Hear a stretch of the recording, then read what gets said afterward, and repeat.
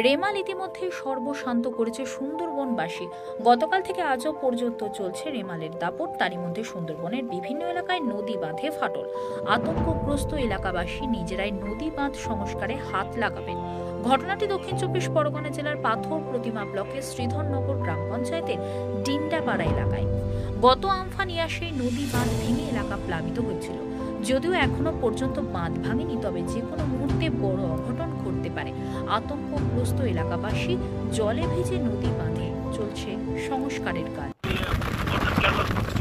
সবাই মোটামুটি আমরা যাতে সবাই একত্রে মিলিয়ে কাজ করতেছি পেপার টেপে নিয়ে, যাতে যেমন